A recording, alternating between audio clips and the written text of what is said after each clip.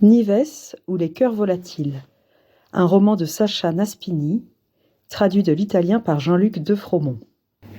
Nives perçut toutes sortes de bruits, des coups de talon sur le sol, puis des grincements, des jurons lointains, dont un qui prenait à partie un sein important. La veuve regardait Giacomina, qui paraissait fausse dans son fauteuil. Elle entendit ensuite un fracas d'objets tombant par terre, suivi d'un mot de Donatella semblant provenir de la lune. « Imbécile !» Jusqu'à ce qu'une main finisse par attraper tant bien que mal le combiné. La voix de Botaille, engluée de sommeil et de glaire, se fit entendre. « Allô ? Nives ? Condoléances. » Il les lui avait déjà présentées à profusion le jour de l'enterrement. Mais elle était dans l'état d'esprit de quelqu'un qui tente de sauter dans un train à la dernière minute. « Loriano, écoute, dis-moi tout. J'ai 7 poules. Une poule. Elle est restée hébétée. » « Qui ? La poule, je te dis. »« La poule est restée hébétée ? » ?»« Oui. Comment je fais pour la réveiller ? » ?»« Comment tu fais pour la réveiller ? » ?»« C'est moi qui te pose la question. » Il y eut un moment de suspension à l'autre bout du fil. Nives imagina l'œil sans regard de ce vétérinaire porté sur la bouteille. Il finit cependant par reprendre vie. « C'est une devinette ? Loriano, tu m'écoutes ? » « Je t'écoute. J'ai une poule qui est restée bloquée sur la pub de Dash. »« Dash ? Exactement. La lessive en gros baril ? C'est ça. Tu m'en serres un doigt ? Pardon ? Je parlais à Donatella. J'ai même joué de la casserole, mais rien. Tu as joué de la casserole. Mais rien. Écoute, ce soir je me sens pas très bien et... Loriano, c'est important. Tu me dis ce que je dois faire et quand tu passeras, je te paierai pour le dérangement. La perspective d'une gratification incita le vétérinaire à se ressaisir. Allait renoncer à 2 sous. Mais il se sentait perdu en haute mer. Nives, je n'ai rien compris. Tu me parlais de Dixon ? De Dash. Ah oui, Dash. Cette pub qui passe à la télé en ce moment avec la machine à laver qui tourne à plein régime. Et il me semble que je l'ai vue. Giacomina aussi l'a vue. Et... Mais qu'est-ce que j'en sais ? Elle est restée figée, là, comme sur une photo. Elle ne cligne même pas les yeux. Botaille prit une respiration de coureur de fond, tenta de cuver d'un coup tout l'alcool absorbé et de récupérer, un tant soit peu, ses esprits. Puis, Nives, je la connais, cette Giacomina. C'est la poule du début. Ah, la poule. Elle a vu Dash, et depuis elle est pétrifiée. Écoute, tu sais que si on me réveille en plein sommeil, après j'ai des palpitations. Serre-moi un que je me reprenne. Comment ? Je parlais à Donatella. Bon, à propos de ma choupette. La poule ? Oui. Elle s'est figée devant Dash ? Exactement. Et moi, qu'est-ce que j'y peux ? C'est toi le docteur, oui ou non ? Si ça continue comme ça, elle va pourrir dans mon salon. Tu gardes ta poule dans ton salon ? Je la garde où ça me chante. Le fait est qu'il faut la réveiller. Et si elle apporte des puces chez toi ? Elle apporte beaucoup de sérénité chez moi. C'est des bêtes qui trifouillent dans la merde. Je connais des gens qui font pire que ça. À qui le dis-tu ? Dis-moi, les vaccins, on les a tous faits, pas vrai ? Oui. Et rapport à la somnolence, rien à signaler ? C'est une poulette normale. À midi, elle mange des vers de terre du potager. Je la traite comme une princesse. À l'autre bout du fil, Botaille aspirait le contenu d'un verre. C'était clairement audible. Il avait raison. Boire un coup, ça le remettrait d'aplomb. Même si son élocution demeurait pâteuse, bien qu'étourdi par l'alcool, il commençait à se donner des airs de grand ponte. Et le plumage ? Qu'est-ce que tu m'en dis ? Si tu la voyais, elle a l'air faite en porcelaine. Alors elle est hypnotisée. Qui ça ? Giancarlina, là. Comment elle s'appelle ? Giacomina, elle-même. Giacomina est hypnotisée ? Ça peut arriver. Elles sont idiotes, ces bêtes. Parle pour toi, riposta Nives du tac au tac. Loriano toussota. Mais non, je voulais dire que c'est dangereux. Je n'ai jamais entendu parler d'une poule qui soit morte de ça. Ou alors on décide qu'elle l'est et on la sert à table avec des pommes de terre et elle s'en rend même pas compte. Dieu Tout-Puissant. L'image de Giacomina embrochée dans la rôtissoire se présenta à l'esprit de Nives. L'espace d'un instant, elle ne sentit plus ses genoux. Pourtant, de petits os de ce type, elle en avait nettoyé un bon nombre au cours de sa vie. Ce n'était pas pour se vanter, mais question coq au vin, elle se débrouillait assez bien. « J'ai envie de vomir, dit-elle. Ça va passer, c'est l'attachement. Et si elle ne se réveille pas ?» Botaï poussa un gros soupir. Il commençait à se lasser de ses sottises. « Essaye de la pousser. Déjà fait. J'ai même joué de la casserole. » Ah oui, la casserole. Et je l'ai soulevée. Rien à faire. Elle reste ensorcelée. Ça lui passera. Et si ça ne lui passe pas ? Nives, qu'est-ce que tu veux que je te dise ? Et si je lui faisais respirer des sels ? Bonne idée, tu peux essayer. De toute façon, tu passes la voir demain matin. Oui, j'arrive tout de suite. Nives s'illumina. Tout de suite ? Je parlais à Donatella, elle va se coucher. Et ça, c'est une mauvaise nouvelle. Donatella ne peut pas aller se coucher ? Elle ronfle très fort. Bon, voilà, les carottes sont cuites, ça veut dire que je n'arriverai plus à m'endormir. C'est ma faute ? C'est la faute d'Alfredina, là, comment elle s'appelle Giacomina, voilà. Ma bienfaitrice. Pense un peu, c'est grâce à elle si je n'ai pas fait mes valises pour le Languedoc, ou pour l'asile de fous, ou pire encore. À propos de sommeil, je n'arrivais plus à fermer l'œil. Au bout d'une semaine sans dormir, j'avais l'impression de marcher dans les nuages. Mais depuis qu'elle est sur ma table de nuit, je m'effondre direct, du soir au matin. C'est triste comme tout, pas vrai ? Mais non, pas du tout. Tu peux parler, toi. La nuit, tu as la fanfare pour te tenir compagnie. D'habitude, je m'abrutis d'alcool bien avant. Un vrai vice. Et qu'est-ce qui n'en est pas un ? Il y eut un moment de silence pendant lequel ils s'écoutèrent respirer. Leur dernier échange avait engendré une gêne étrange. Quand celle-ci commença à devenir encombrante, Nives dit « Loriano ?»« Oui ?»« C'est au docteur qui est en toi que je m'adresse. C'est normal d'échanger son mari contre une poule estropiée et de ne pas ressentir son absence, même pendant une demi-minute ?» Botaï leva les yeux au ciel. Le deuil, ça joue ce genre de tour. Tu verras que... Il eut soudain une illumination. Qu'est-ce que tu veux dire par estropié ? Ça veut dire, elle a une patte boiteuse. Alors c'est ça. Elle a une plaie purulente ? Une infection ? Pas du tout. Oh, c'est de l'histoire ancienne, ça date d'il y a au moins 1 an. Elle s'en est tirée avec une patte bousillée. C'est comme pour Favilli. Il a laissé 3 doigts de sa main droite dans le tour. Il n'en est pas mort. Il conduit son tracteur comme avant, même s'il ne devrait peut-être pas. Elle dort encore ? Nives se tourna vers le salon. Oui, on dirait une sculpture. Elle a de la chance. Elle commence même à me faire un peu peur. Essaye les sels. Mais tu passes demain, hein ? Loriano suspendit un instant sa réponse, puis céda à l'intentation. Et d'après toi, ça marche ? Quoi donc ? Cette histoire de poule sur la table de nuit. Eh bien, tu dis que, comme ça, on dort sur ses 2 oreilles ? Ah, moi, j'ai ressuscité. Ma pauvre mère utilisait un grillon, elle. Un grillon ? Il la tranquillisait. Un grillon. Elle le gardait dans une petite boîte. Il s'appelait Guglielmo. Quand elle m'en parlait, ça me faisait tellement rire. Je veux bien te croire. Mais il la tranquillisait. Elle lui parlait. Et qu'est-ce qu'elle lui disait ? Je ne sais pas, je n'étais pas encore née. En tout cas, moi, je lui raconte des histoires à Giacomina. Botaï avait la tête qui tournait tant à cause du vin que des divagations en provenance de la ferme des Raouli. Chacun des mots de la veuve était une source de surprise et dévoilait un panorama inattendu. Tout ce qu'il y avait à faire, c'était leur laisser libre cours. « Du style ?» demanda-t-il. « Celle de Giuca. Depuis que j'ai mis Giacomina sur ma table de nuit, je m'en suis rappelé des tas.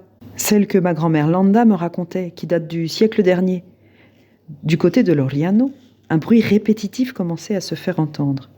Nives tendit l'oreille. « Il y a une cigale qui est entrée chez toi ? Ce n'est même pas la saison. » C'est Donatella. Et maintenant, tu comprends ce que je voulais dire ? La pauvre ! Qui ça? Elle? Et moi alors? On dirait une mobilette. On dirait plutôt une condamnation. Tu exagères, c'est une brave femme. Rien à dire, mais elle crève même les tympans de notre voisin du dessus. Nives réfléchit un instant. Renato Pugliacci. Oui, mais je disais ça juste pour te faire comprendre. Qu'est-ce qu'il était beau quand il était jeune. On se pâmait toutes quand on le voyait passer dans la rue. Ne sachant que dire, Loriano finit par produire un « et » à peine audible. Le moment lui parut opportun pour tenter une sortie. Nives, il allait en ville faire le gigolo. C'est ce que j'ai entendu dire. On se débrouille comme on peut. C'était une autre époque. Bon, Nives, maintenant... Il a pris une sacrée douche froide avec Rosaltea. Mon Dieu, qu'est-ce que tu me fais revenir en mémoire. Tout le monde disait qu'elle n'avait pas toute sa tête. La vérité, c'est qu'elle était juste folle amoureuse. C'est des choses qu'on a du mal à expliquer. À force de se faire jeter, elle a fini par sauter du haut du clocher. J'y étais. Quoi? Le jour de l'accident, j'étais là, sur la place. Tu l'as vue tomber? Presque. Je prenais un café à une table du petit bar. Je revois encore la scène. Il y avait les étals du marché et moi, je parlais à Tancredi, paix à son âme. À un certain moment, on a entendu un gros bruit, comme un sac de ciment qui tombe du 3e étage. Ce n'était pas un sac de ciment. Non. Mais Rosaltea, en chemise de nuit. Ça, je ne le savais pas. J'ai rêvé d'elle pendant des plombes. Moi, quand on me l'a dit, j'ai failli m'évanouir. Comme tout le monde dans le coin. Il y eut une palpitation de silence. Botaille fut sur le point de s'y engouffrer pour mettre fin à la conversation. Du reste, après les poules et les grillons, celle-ci avait pris un tour qui aurait coupé le sommeil même à un ange. Nives fut plus rapide. Qui sait ce que ça fait? Loriano aurait voulu se tirer une balle. Quoi? De vivre avec une morte sur la conscience. Ne dis pas de bêtises. Ce qui a conduit Rosaltea en haut du clocher, c'est une maladie. Renato n'a rien à voir avec ça. Si ce n'est pas un monstre, il a bien dû se poser une question ou deux. S'il avait accepté la cour qu'elle lui faisait, elle serait peut-être encore en vie. On ne tombe pas amoureux sur commande. D'après ce que je sais, ça ne lui déplaisait pas tant que ça à ce cher Pagliucci de trousser ce jupon-là de temps en temps. Nives, on était deux jeunes hommes, pas des bouts de bois. Tu sais qu'une pauvre fille en pince à mort pour toi, et toi, qu'est-ce que tu fais? Tu en profites par gourmandise. Pour toi, c'est un caprice, alors qu'elle, elle l'interprète comme une possibilité. Jusqu'à ce qu'elle te découvre en train de monter une autre pouliche. Ce cher Pagliucci, il l'a un peu sur la conscience, la mort de cette fille. En attendant que je sache, il ne s'est jamais marié, je me trompe? Loriano dut faire un effort pour ne pas lui raccrocher au nez. Non, tu ne te trompes pas, siffla-t-il avec lassitude. Tout ce feu d'artifice au début, et maintenant, à l'approche de la vieillesse, le voilà seul comme un chien. Mais Loriano ne voulut pas lui donner raison sur ce point et mit aussitôt les points sur les i. Moi, je le trouve en forme. Qu'est-ce que tu en sais? Peut-être qu'il est rongé de l'intérieur? Je n'ai pas l'impression, il se lève aux aurores, il fait de grandes marches, il pourrait même en remontrer à un petit jeune. Il commence à peine à perdre ses cheveux à l'arrière, alors que pour moi, c'est de l'histoire ancienne. Son métier de chauffeur de bus l'a préservé. J'irai plus loin. Les femmes le regardent encore, même celles qui ont 20 ans de moins que lui. Nives encaissa cette levée de bouclier avec du venin dans la gorge. Alors ça veut dire qu'il pense toujours avec son bas-ventre? Il faut savoir que la vie, ça ne se résume pas au frotti-frotta. Vous êtes pitoyable. Botaille s'aperçut que ça l'amusait de contrarier sa vieille amie au sujet de Pagliucci. C'était une belle façon de se venger de lui avoir gâché son sommeil. Qui ça, nous? Qu'est-ce que j'ai à voir là-dedans? Vous, les hommes, vous êtes tous faits sur le même moule. Il ne lâcha pas prise. Il avait trouvé un flanc exposé et continua de la titiller. Comme tu prends la mouche, qu'est-ce que tu en as à faire de Renato? Puis, ne parvenant pas à se retenir, il ajouta. On dirait que tu as laissé des plumes, toi aussi. Il le regretta aussitôt. Ce n'était pas gentil de dire une chose pareille à une veuve de fraîche date. Mais Nives mit au monde les derniers mots qu'il s'attendait à entendre. sur un ton calme. Si tu vas par là, je ne suis pas la seule. Donatella aussi. Une partie de l'ivresse de Loriano se dissipa instantanément. Pardon ? On était des jeunes femmes, pas des bouts de bois. Pardon ? Tu m'as bien entendu. Ma Donatella ? Avec Renato ? Le vétérinaire éclata d'un petit rire contenu, qu'il fit durer un peu trop longtemps pour qu'il paraisse spontané. Nives, mais qu'est-ce que tu racontes ? Pose-lui la question à la trompettiste qui est dans ton lit. Demande-lui quel goût ils avaient certains après-midi d'été qu'elle passait dans le vallon. C'est une blague, hein ? En juillet 1966, pour être précise. Mais je peux me tromper. Peut-être que c'était en août. Bothaï se lança dans le calcul en comptant sur ses doigts. C'était facile, mais dans son hébétude, il dut s'y reprendre à 3 fois. Quand le résultat fut enfin clair, il l'énonça à voix haute. Elle avait 15 ans. Le même âge que la personne qui te parle. Loriano savait qu'il n'avait pas été le premier à toucher sa femme. Il y avait eu un certain Nando, par exemple, et un autre, dont le nom lui échappait. Des historiettes de quelques mois, 1 an à tout casser. Pour sa part, il s'était attiré les bonnes grâces de Donatella alors qu'elle avait une 20aine d'années. Jamais il n'aurait pu imaginer que Renato Pugliacci y avait fourré son nez lui aussi. Ce n'était pas un secret d'État qui avait été éventé, mais il se sentait tout de même blessé. « Elle ne me l'a jamais raconté, fit-il. À mon avis, tu te trompes. Pardon, mais qu'est-ce qu'il y aurait de mal ? Bothaï voulut se montrer désinvolte. Oh, rien du tout en ce qui me concerne. Comme tu es susceptible, on dirait que tu y as laissé des plumes, toi aussi. Le vétérinaire recouvra son calme et comprit dans quel piège il était tombé. Il eut pitié de Nives, là, dans sa maison de Poggio Corbello, avec pour seule compagnie une poule hébétée.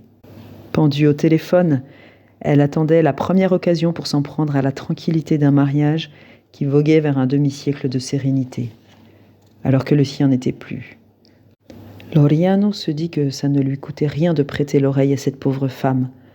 Son niveau de gueule de bois était désormais au plus bas. Il n'en restait plus qu'une sensation d'abrutissement et un picotement au visage. Et puis, qu'est-ce que ça pouvait faire ? Que Donatella ait pris du bon temps dans les fourrés. Ce n'était pas un sacrilège. Il jeta un regard vers la chambre, d'où provenaient des ronflements d'ogresse. « Grand bien te fasse, pensa-t-il. « Vous vous êtes amusé, dit-il. J'en suis ravi. Le truc n'était pas de devenir gaga. Comment ça ? De Pagliucci, je veux dire. Ah, toujours lui. Tu te mettais sur lui et tu rapportais à la maison le souvenir de ces 20 minutes d'extase divine. Mais si tu commençais à lui écrire des billets doux, tu passais tout de suite à la trappe. Au moins, c'était clair et net. Il fallait être crétine pour mordre à ce genre d'hameçon. Renato, on aurait dit qu'il avait été dessiné par une main en or. Mais comment le prendre au sérieux ? Rien qu'à l'idée de fonder une famille avec lui, tu avais des cornes qui te poussaient. Le plus chouette dans l'histoire, c'était de se retrouver entre coquines, comme le font les filles à cet âge-là, pour parler de lui. Ces salopes, pensa Loriano. Puis, il eut la sensation de recevoir un coup dans le ventre en visualisant Donatella au milieu du groupe. Vouloir Pagliucci juste pour soi, conclut Nives, c'était signer son arrêt de mort. C'est ce qui est arrivé à Rosaltea, lâcha Bothaï sans réfléchir. Il y eut un silence. De ceux avant la tempête, quand les monstres commencent à remuer dans les profondeurs.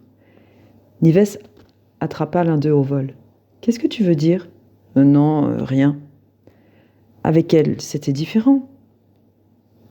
Il y avait une maladie là-dessous, tu le sais. C'est vrai. Elle s'est acharnée. Elle le voulait tout entier. Qu'elle repose en paix. Je viens de perdre mon mari et tu veux aussi me faire porter cette croix ? Quelle croix ? Tu le sais. Nives, vraiment, ce n'était pas notre faute. Je n'ai pas dit ça, je ne le pense pas. Renato continuait à se donner. Elle lui faisait de la peine et puis, elle était belle. Il n'y a rien à ajouter. Nous, si on allait dans le vallon, ce n'était pas pour faire du tort à Rosaltea. D'accord, calme-toi. Voilà. Et maintenant j'ai peur. De quoi? Je l'imagine ici, en chemise de nuit et à la tête fracassée. Il n'y a personne. Trop tard. Je l'ai appelée. Peut-être que si je vais à la salle de bain, je la verrai dans le miroir. Nives, ne dis pas de bêtises.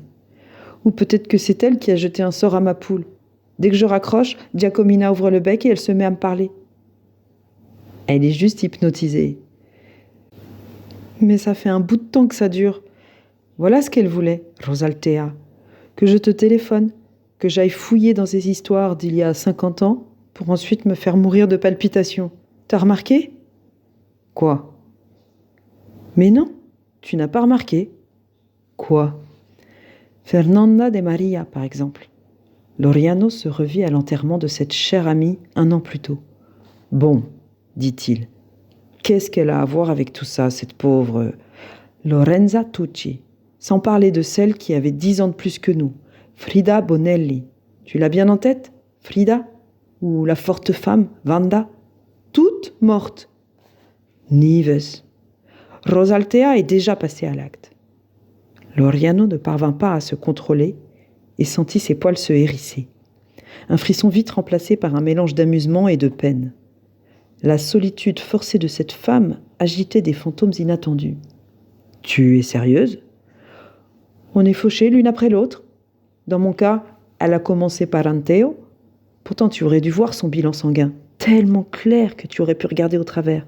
Un vrai bijou. » Botaille tenta de mobiliser ses forces.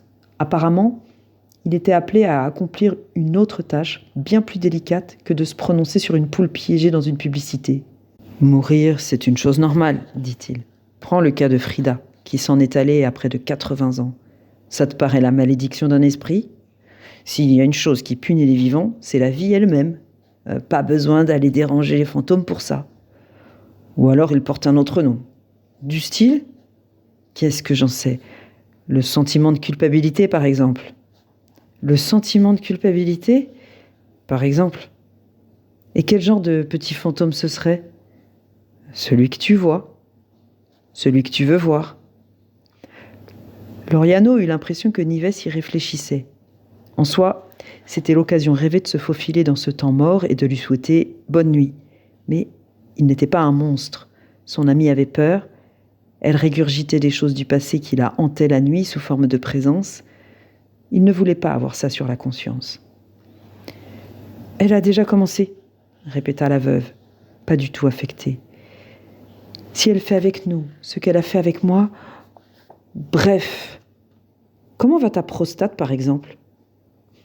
D'instinct, Botaille se tâta le bas-ventre, mais il devait faire sentir qu'il était solidement ancré dans la réalité, en vrai docteur. Gardant les pieds sur terre. « Tu as de la coupe rose ?»« Quoi ?»« Autour des yeux et sur les joues aussi. On dirait que tu as des toiles d'araignée rouges. C'est peut-être la tension. » Loriano fit un pas de côté pour se regarder dans le miroir, une structure volumineuse dont le teint était tacheté sur les bords et dont la pièce maîtresse était le cadre entièrement doré à la feuille. Il renfermait le reflet disparu de générations de Botaille. Le patriarche de la famille avait soutenu jusqu'à la fin qu'il datait peut-être du début du XIXe siècle, alors que l'Italie n'existait pas encore, même en germe. Loriano se vit tout ébouriffé, avec des joues rondes et fermes.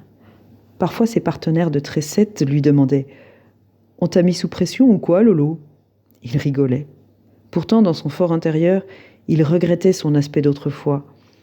Il n'avait jamais été une beauté, mais à l'époque où il était mince, il avait fière allure, malgré la calvitie. Les boucles résistaient toutefois sur les côtés et à l'arrière de son crâne. Son point fort, en tout cas, c'étaient les yeux, d'une nuance argentée rare. Il se toucha la pommette, le bout de son doigt s'enfonça dans la chair jusqu'au milieu de l'ongle. « Je me trouve l'heure normale. »« C'est la boisson, » entendit-il à l'autre bout du fil. « Et ce gros ventre tendu, ça t'essouffle le cœur. Quand tu as monté 5 marches, tu le retrouves dans ta gorge. Dis la vérité. » Botaille ressentit une palpitation à cet instant précis.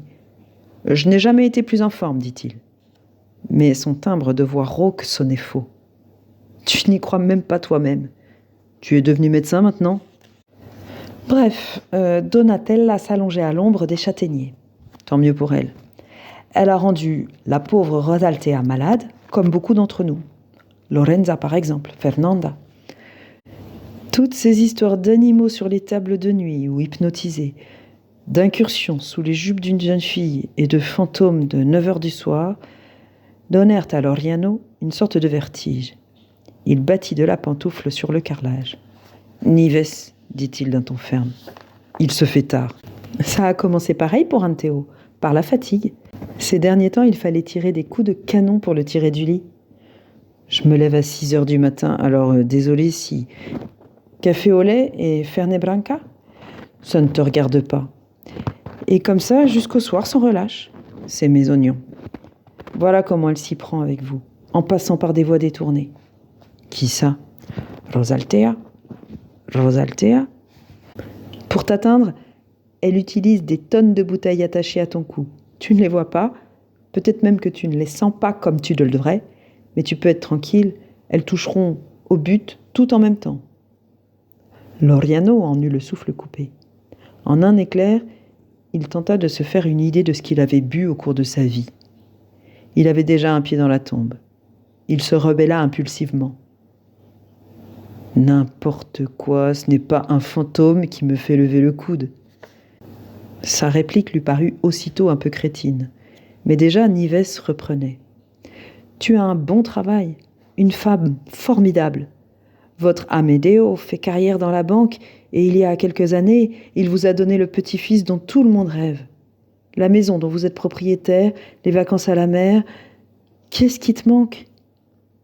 Loriano fut agacé de se sentir passé au rayon X par cette veuve insomniaque.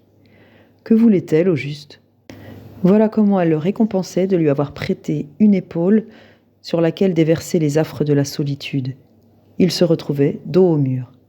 « Il ne me manque rien, répondit-il d'un ton sombre. « Alors pourquoi? Écoute, qu'est-ce que j'en sais?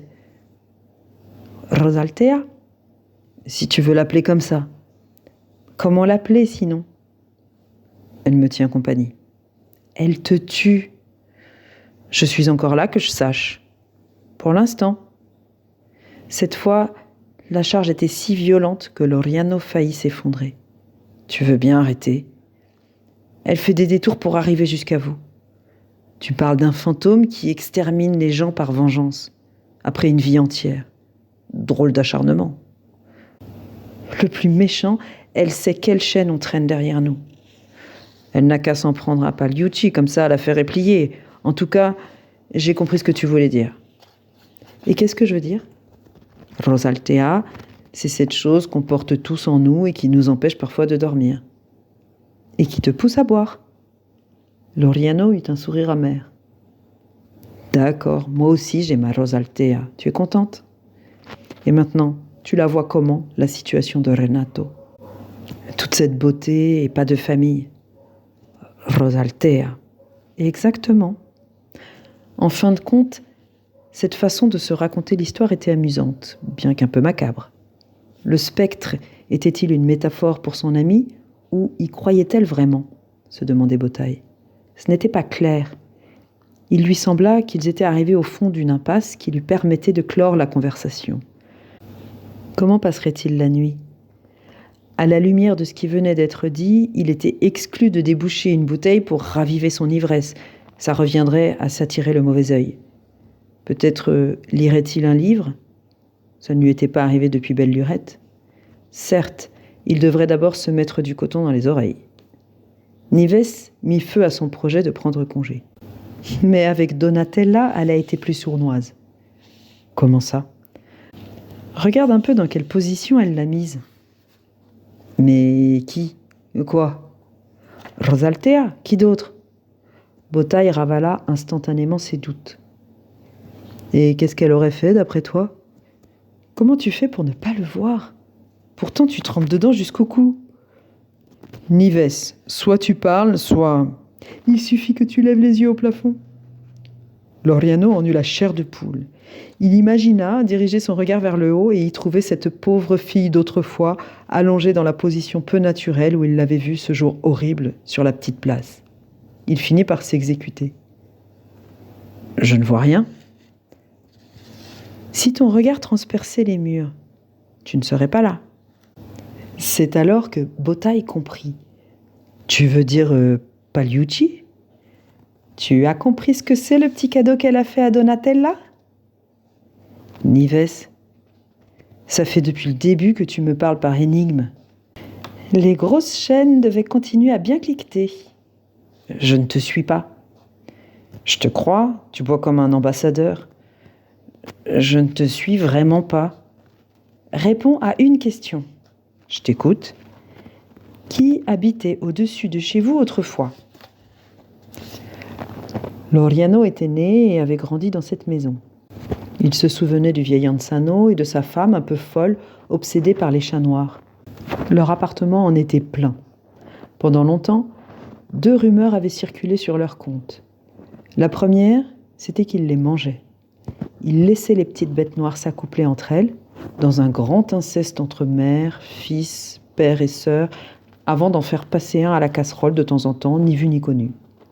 Un usage hérité de la guerre, disaient les mauvaises langues, chez tous ceux qui avaient connu la faim dévorante, celle qui pousse à lécher les murs. D'après l'autre ragot, Norma était une sorcière.